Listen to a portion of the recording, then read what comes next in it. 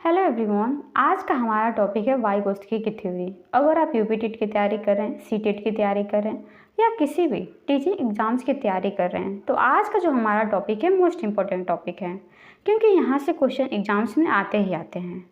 तो आज के इस क्लास में हम वाइगोत्स्की की थ्योरी को बहुत ही आसान भाषा में इन डिटेल पढ़ने वाले हैं। तो सबसे पहले हम वाइगोत्स्की से जुड़े कुछ इंपॉर्टेंट पॉइंट के बारे में यहाँ पे बात करते हैं कि इनका पूरा नाम क्या था। तो इनका पूरा नाम था लेव वाइगोत्स्की और इनका जो जन्म है 1896 में रूस में हुआ था। इनका जन्म 1896 में रूस में हुआ था और इनका मुख्य विचार यह था कि बच्चे एक दूसरे से अंतःक्रिया करके सीखते हैं, यानी कि जो बच्चे होते हैं सामाजिक परस्पर क्रिया यानी कि सोशल इंटरेक्शन के माध्यम से सीखते हैं। तो जो हमारे वाइगोत्स्की थे एक रूसी मनोवैज्ञानिक थे।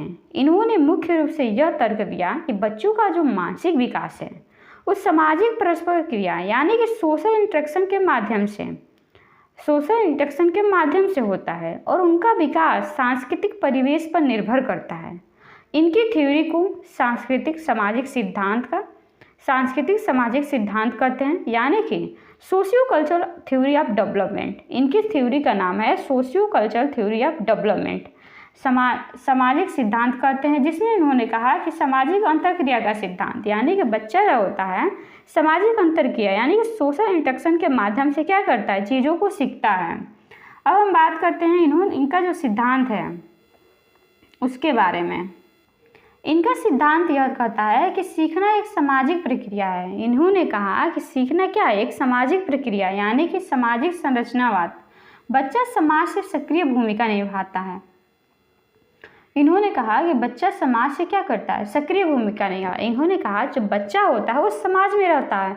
इन्होंने कहा कि बच्चा जो समाज में लोगों के साथ रहता है, समाज यानी कि मान लीजिए बच्चा अपने टीचर के साथ है, अपने दोस्त के साथ है, अपने स्कूल में है या अपने संस्थान में, यानी कि बच्चा जहाँ अपने सराउंडिंग में लोगों के साथ रहता है उनके द्वारा क्या करता है, उनके द्वारा वो चीज़ों को सीखता है। बच्चा जहाँ रहता है वहाँ का भाषा सीखता है, वहाँ के समाज के बारे में सीखता है, उसी के हिसाब से उसका मानसिक विकास होता है। यानी कि बच्चा जिस समाज में रहता है वहीं से उसका मानसिक विकास होता है। बच्चा क्या करता है, अंतःक्रिया करके यानी कि अपने समाज के लोगों से, समाज में उसके टीचर, दोस्त, स्कूल, संस्थान क्या होता है, ये सभी लोग उसके समाज में जो यानी कि जो उसके सराउंडिंग में उसके आसपास लोग हैं उन्हीं से क्या करता है, बच्चा चीज़ों को सीखता है और उसका बच्चे का क्या होता है, मानसिक विकास होता है। अब हम यहाँ पे वाइगोत्स्की के सबसे मुख्य कंसेप्ट के बारे में बात करते हैं कि वाइगोत्स्की का मुख्य कंसेप्ट क्या है।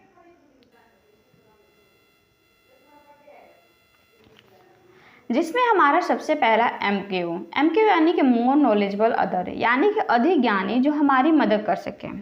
यानी कि कोई भी ऐसा पर्सन हो जो जिसके पास आपसे ज़्यादा ज्ञान हो, आपसे ज़्यादा नॉलेज हो, जिससे क्या कर सके, आप चीज़ों को सीख सके, जो आपकी क्या कर सके, मदद कर सकें। ऐसा पर्सन यानी कि ऐसा पर्सन जो आपकी हेल्प कर सके, आपकी मदद कर सके। ऐसे लोग जिनके पास हमसे ज़्यादा ज्ञान, ज़्यादा कौशल, ज़्यादा अनुभव होता है, ऐसे लोग जो हमारे आसपास होते हैं जिनके पास हमसे ज़्यादा ज्ञान, कौशल, अनुभव होता है। फॉर एग्जांपल मान लीजिए कोई आपका दोस्त हो, अध्यापक हो, अभिभावक हो, घर परिवार, संतान, बॉस या ऐसा कोई भी पर्सन हो जिसके पास आपसे ज़्यादा ज्ञान, कौशल होता है, जो आपको क्या करता है, आपको मदद कर सके चीज़ों को सीखने में। ये क्या होता है, MKO यानी कि मोर नॉलेजेबल अदर होता है।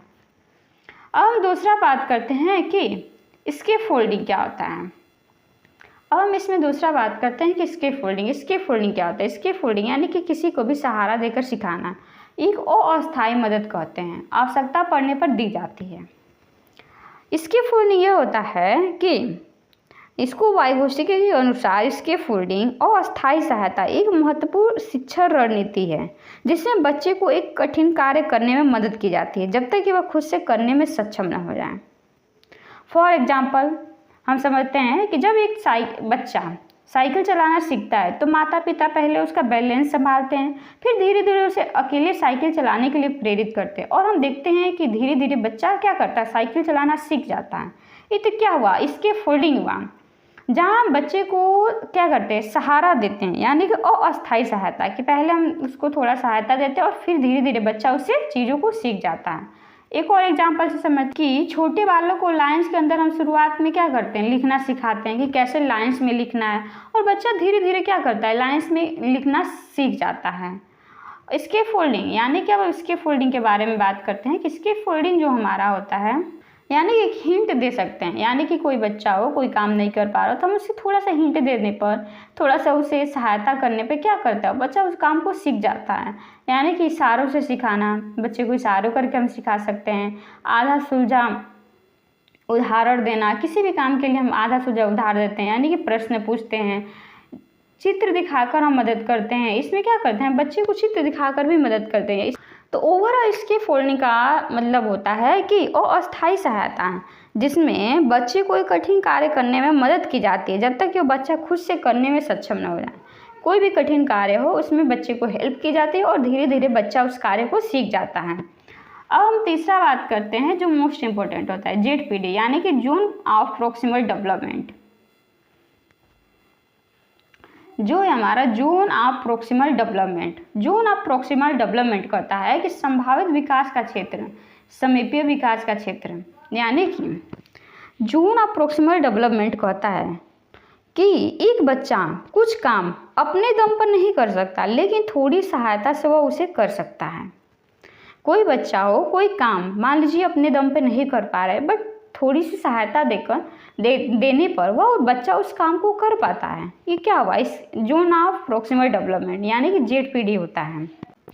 जो बच्चा किसी भी तरह से कार्य नहीं कर सकता, ZPD का तात्पर्य यह है कि शिक्षकों और माता पिता को बच्चों को अपने कार्यों को करने में सहायता करनी चाहिए जो वह अकेले नहीं कर पाते, लेकिन मार्गदर्शन मिलने पर, गाइडेंस मिलने पर बच्चा उस काम को कर पाता है।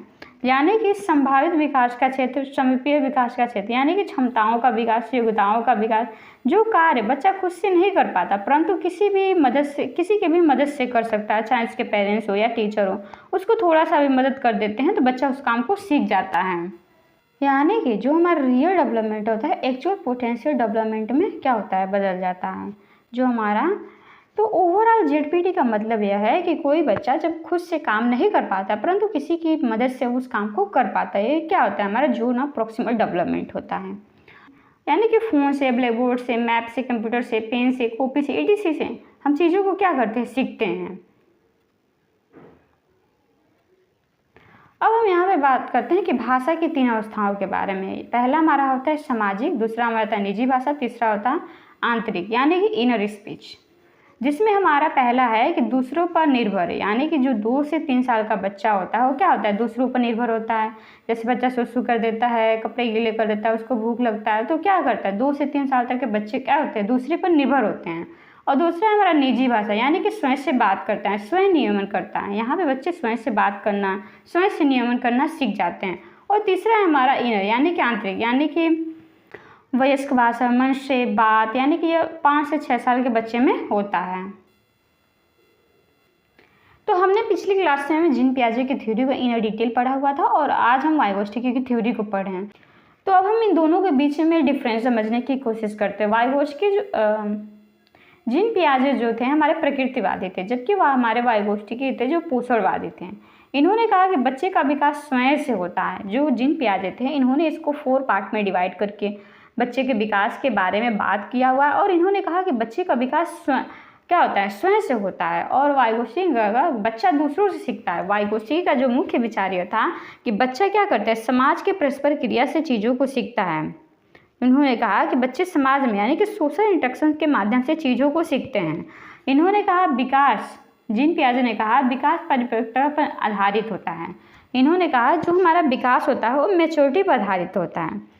और वाइगोत्स्की ने कहा कि पोषण देखभाल से बच्चों का विकास होता है, कि पोषण से देखभाल करने से बच्चों का विकास होता है। अब हम इसमें चौथा बात करते हैं कि इन्होंने निर्मितवाद,